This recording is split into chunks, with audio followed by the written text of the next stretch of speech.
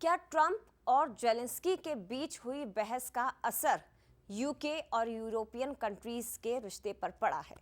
ये सवाल इसलिए क्योंकि ट्रंप से मिले झटके के बाद अब ब्रिटेन ने यूक्रेन को अरबों डॉलर की मदद दी है। यूक्रेन के राष्ट्रपति जेलेंस्की ने शनिवार को ब्रिटेन के प्रधानमंत्री कीर स्टारमर से मुलाकात की। इस बीच दोनों देशों के बीच डिफेंस सेक्टर को मजबूत करने को लेकर करीब 2.26 बिलियन पाउंड यानी कि 2.26 बिलियन पाउंड का समझौता हुआ है। इसका इस्तेमाल हथियार बनाने के लिए किया जाएगा।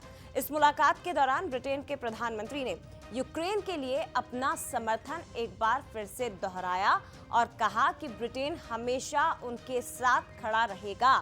प्रधानमंत्री स्टारमर ने कहा कि एक ऐसा रास्ता खोजा जाएगा जो रूस के अवैध युद्ध को खत्म कर देगा। स्टारमर ने जेलेंस्की के साथ हुए सौदे को सच्चा न्याय बताया और कहा कि जिसने ये युद्ध शुरू किया उसे ही इसकी कीमत चुकानी होगी। इसके साथ ही लंदन में यूरोपीय देशों की समिट भी होनी है और इस समिट में फ्रांस, जर्मनी, डेनमार्क, इटली समेत 13 देश शामिल होंगे। साथ ही नाटो के महासचिव, यूरोपीय संघ और यूरोपीय काउंसिल के प्रेसिडेंट भी शामिल होंगे। लेकिन अब देखना यह होगा कि इस बैठक में यूक्रेन को लेकर इन देशों का क्या रुख हो सकता है। तो देखिए, ये बहुत महत्वपूर्ण खबर है क्योंकि एक दिन पहले यूक्रेन के राष्ट्रपति जेलेंस्की और दूसरी तरफ अमेरिका के राष्ट्रपति डोनाल्ड ट्रंप दोनों के बीच एक बहस होती है और उसके बाद अचानक से राष्ट्रपति जेलेंस्की, जिन्हें समर्थन मिलता है दूसरे देशों से, और हमारे साथ विदेश मामलों के जानकार ब्रह्मदीप अलूने जी इस वक्त फोन लाइन पर जुड़ गए हैं। ब्रह्मदीप जी, बहुत स्वागत सबसे पहले तो आपका बंसल न्यूज पर। समझाने की कोशिश करिए कि एक दिन पहले जो दुनिया भर ने घटनाक्रम देखा जो आज तक कभी नहीं हुआ, दो देशों के राष्ट्राध्यक्ष के बीच इस तरह से इंटरनेशनल मीडिया के सामने तीखी बहस होना, और उसके बाद अब यूके और यूरोपियन कंट्रीज के रिश्तों पर इसका क्या असर हो सकता है, और साथ ही नाटो का क्या यूनिटी पर भी इसका प्रभाव पड़ेगा? देखिए, बिल्कुल व्हाइट हाउस में जो दुनिया ने देखा वो बहुत ही अप्रत्याशित था, लेकिन कभी कभी जो बुरी चीजें होती है, जो खराब चीजें होती है, वो बेहतरीन परिणामों वाली भी हो सकती है। दरअसल बात यह है कि जो ट्रंप जिस प्रकार से उनकी वापसी हुई है, उसके बाद वो दुनिया भर में दादागिरी पर उतारू हो गए, राष्ट्राध्यक्ष को अपमान कर रहे, राष्ट्राध्यक्षों का लगातार अपमान कर रहे हैं। तो उसका जवाब जिस प्रकार से जेलेंस्की ने दिया है वो बहुत अभूतपूर्व है और उससे यूरोप में उत्साह भी बहुत आया है। लेकिन यहाँ पर जैसे जिस बात का आपने जिक्र किया है कि उसके बाद ब्रिटेन ने स्वागत किया जेलेंस्की का, आज यूरोपीय देशों की एक समिट भी लंदन में हो रही है। तो क्या यूरोप जो है वो अमेरिका का विकल्प हो सकता है? बिल्कुल नहीं हो सकता, क्योंकि यूरोप जो है वो पूर्णतः निर्भर है अमेरिका पर व्यापारिक हितों को लेकर। और दूसरी बात यह भी है कि जो हथियार और गोला बारूद या दुनिया में जो आधुनिकतम हथियार है नाटो जिसका उपयोग करता रहा है, उसमें सबसे ज्यादा अमेरिका की भागीदारी ही रही है। तो जेलेंस्की ने आक्रामकता दिखाकर ट्रंप को चुनौती देने की कोशिश तो की है, लेकिन अमेरिका का यूक्रेन के सामने कोई विकल्प है नहीं। और यूक्रेन को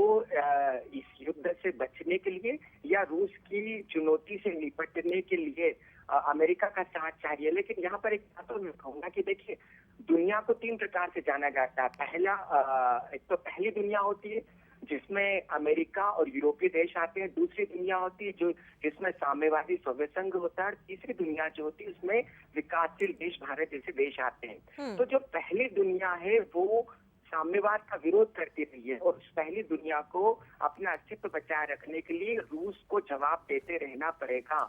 तो यदि रूस और अमेरिका मिल जाएंगे तो दुनिया की वैश्विक व्यवस्था ही बदल जाएगी। ऐसे में अमेरिका यदि नाटो की मदद नहीं करता है तो नाटो जिंदा नहीं रह सकता, क्योंकि नाटो के पास जो हथियार है वो तो अमेरिका के हथियार है।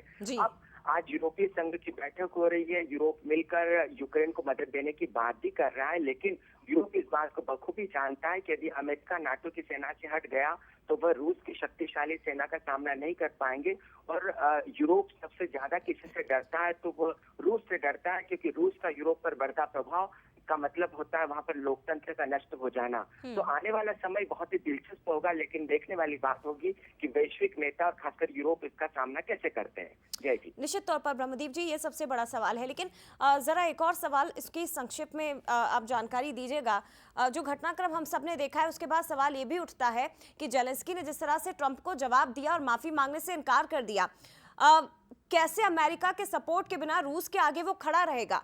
क्योंकि यूरोपियन कंट्रीज को भी लेकर अगर बात की जा रही है तो वही बात फिर नाटो पर सवाल खड़े होने लगते हैं, उसकी यूनिटी पर सवाल खड़े होने लगते हैं।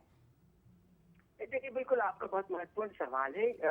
यूक्रेन जो है वो अमेरिका के बिना खड़ा हो ही नहीं सकता, और जेलेंस्की ने आक्रामकता से जवाब तो दे दिया है, लेकिन वो इस बात को बखूबी जानते ही कारण है कि वापस उन्होंने उसके बाद जब लंदन लौटे तो उन्होंने अपने ट्वीट के जरिए अमेरिकन को धन्यवाद दिया, ट्रंप को धन्यवाद दिया, और यह कोशिश की कि आने वाले समय में एक बार फिर बात होगी तो जेलेंस्की को इस युद्ध से बचना है, यूक्रेन की सुरक्षा करना है और रूस का सामना भी करना है। तो ऐसे में वह अमेरिका से बातचीत करेंगे, यूरोप उनको समझाएगा, और आप देखिएगा आने वाले समय में जल्द ही ट्रंप और जेलेंस्की की मुलाकात होने की संभावना है। ठीक है, उसी तस्वीर का इंतजार और उसी उम्मीद में सभी बैठे हुए हैं। ब्रह्मदीप जी, फिलहाल बहुत धन्यवाद आपका बंसल न्यूज के साथ जुड़ने के लिए और महत्वपूर्ण जानकारी साझा करने के लिए।